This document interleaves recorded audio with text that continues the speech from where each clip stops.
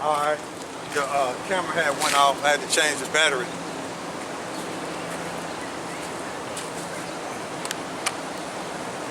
Let's see there. Alright. Camera went off. I had to.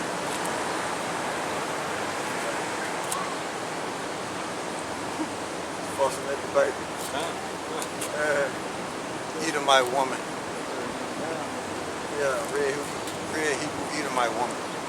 Yeah, but we had to start the camera back up, and yeah, them dry bones is waking up. So these Elisha's getting scared, man. The tabernacle of David is being built. So we're gonna go to Ezekiel, the what is it, the 30, Ezekiel, the I lost my train of thought. Ezekiel 37 and 10. Yeah. All right, this is Ezekiel chapter 37 verse 10. So I prophesied as he commanded me, and the breath came into them, and they lived and stood up upon their feet, an exceeding great army. So that's what YAHAWASHI is raising up, man, by the word, man. Okay? And that's what he's raising up. And we're going to go to Songs of Solomon, okay? And I'm going to show you something in here dealing with the Songs of Solomon. Now, Ezekiel saw an exceeding great army, okay? But Solomon saw two armies, okay? Solomon saw Israel on the ground, which is the army, and then he saw the army in heavens, which was YAHAWASHI and the angels. So Solomon saw two armies, but Ezekiel saw the army of Israel waking up by the word of YAHAWASHI. So Ezekiel saw Israel living again and exceeding great army. So that house of David was built, okay? That exceeding great army by the spirit and power of YAHAWASHI. But when you read Songs of Solomon, Solomon saw two armies. Like I said, he saw Israel and he saw YAHAWASHI and the angels, okay? He saw two armies. Now, you got to remember, Solomon and YAHAWASHI, Solomon was YAHAWASHI in reincarnation, okay? Now, Solomon, when you read First Kings, I'm gonna get water. Yeah, it might not be down. But when you read First Kings, the 11th chapter, and you started like the 29th verse on down, Ahijah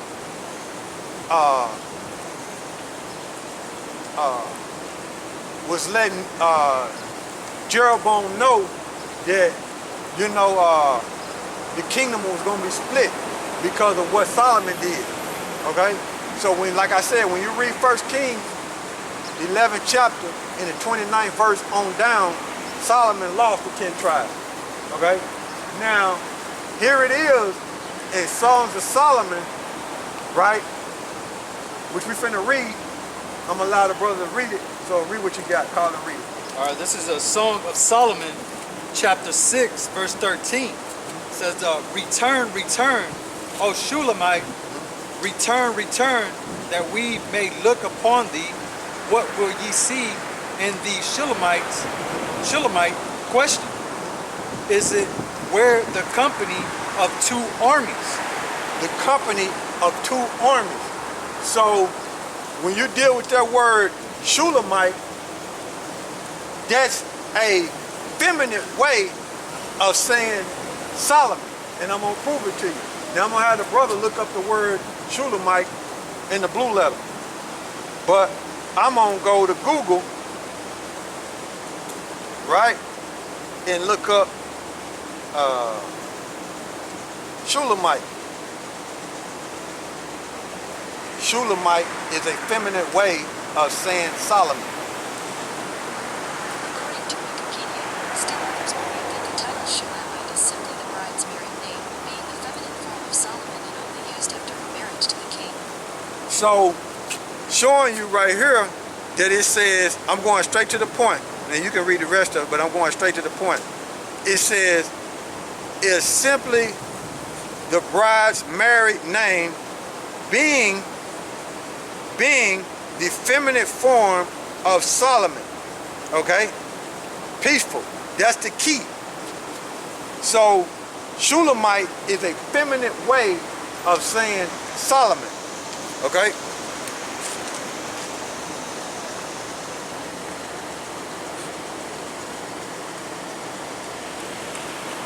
So that's what I'm looking at, right? So I'm gonna have the brother look up Shulamite in the blue level.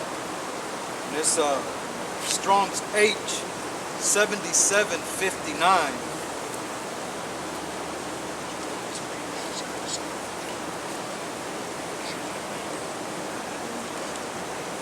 Shulamite, and this Shulamite, the perfect or the peaceful, says the heroine lover of the Song of Psalms of Solomon.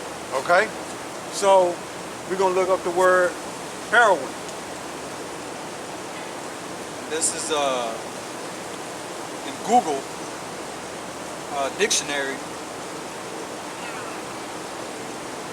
Heroine, a woman admired or idolized for her courage, outstanding achievements, or noble qualities. The chief female character in a book, play, or movie who is typically identified with good qualities and with whom the reader is accepted to symbolize. Alright, accepted to symbolize. Now, that's a feminine way of saying Solomon, right? It's like sympathize. Sympathize. Okay.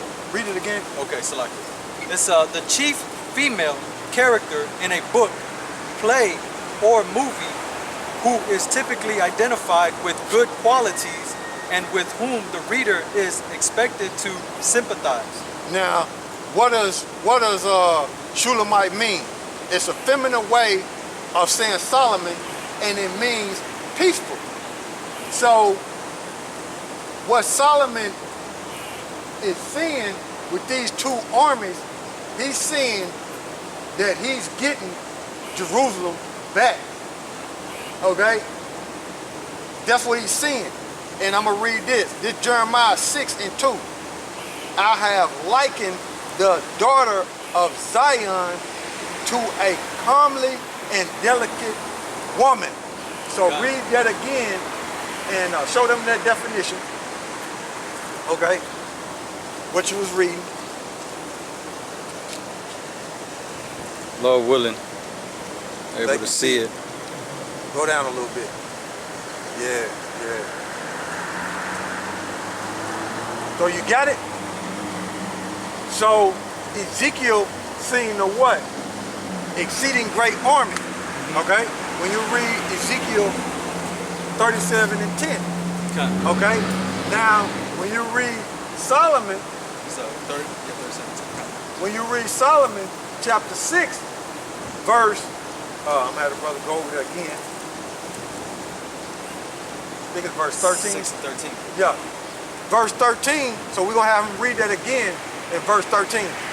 Read it slow too, bro, so they can catch it.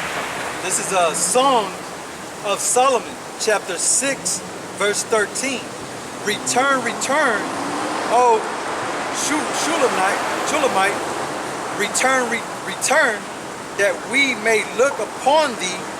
What will ye see in the Shulamite question, as it were the company of two armies. The company of two armies. So He's seen the nation of Israel, and he's seen Yahawashi and the angels. So what it is since Solomon is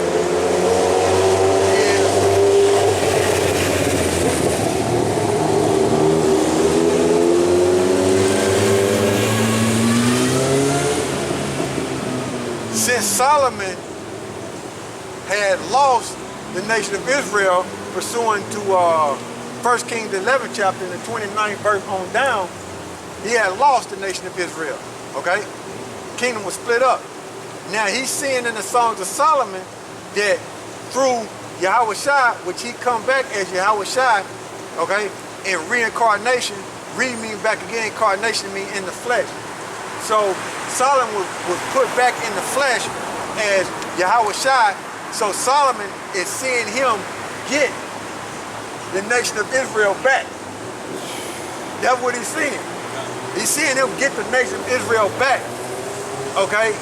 Now we're going to link that up with Ephesians 2 and 17 and Romans 5 and 1. All right, this is Ephesians chapter 2, verse 17. And came and preached peace to you which were afar off, and to them that were nigh.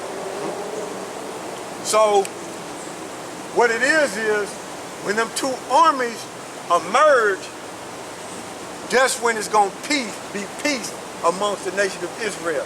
When them two armies emerge.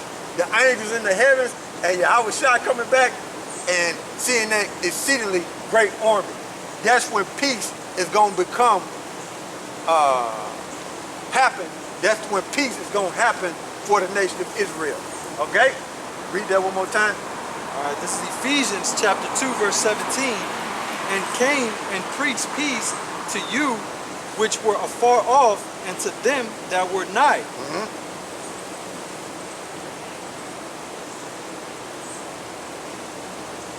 Go ahead, see what you got. I can't see what it is. Go ahead. Okay. And verse 18. For through him we both have access by one Spirit unto the Father. See that? So there you go. So what it is Solomon was seeing the future of him getting Israel back, and that's when peace was going to happen. As long as Esau, because when Yahawashi come back, that's when he going to take down Esau, and there's going to be peace again amongst the brethren. Okay? Because Esau was set up to be a war machine and to take peace from the earth. See? So give me Romans, the 5th chapter. All right, this is the first verse. All right. This is Romans chapter 5, verse 1.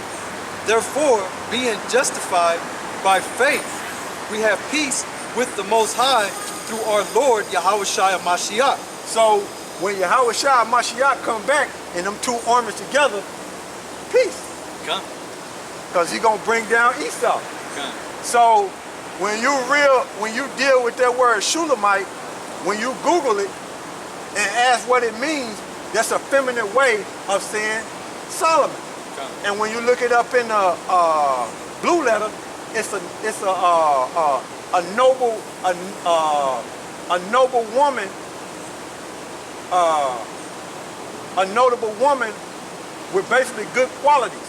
Yeah, that's in the Google dictionary. Yeah.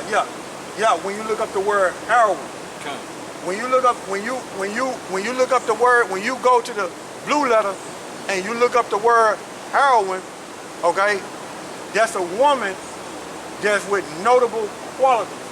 Okay, that's in a play or a movie. Okay, and Jeremiah 6 chapter tell you that the Most High look at the nation of Israel as a comely and delicate woman. Okay, so Solomon is seeing him get the nation of Israel back after he lost them through Yahawashi, because he is Yahawashi, and he brought peace to the nation of Israel when he take down Esau. So see that? So that's what these Edomites are afraid of. The house of David is being built, and these lively stones are being put together, man. The walls are being built. And these Edomites are afraid, man. Gun. Dry Gun. bones are waking up. Gun. So, you got anything else? No. I was just gonna read it again just in case Jake forgot. No, you can read it again just in Yeah, case it's they a forgot. heroine in the Google dictionary. It says a woman admired or idolized for her courage, outstanding achievements, or noble qualities. The chief female character in a book, play, or movie who is typically identified with good qualities and with whom the reader is expected to sympathize. All right, so with that, we're going to get one more. Give me Acts 3 and 11, and we're going to close out with that. Acts 3 and 11.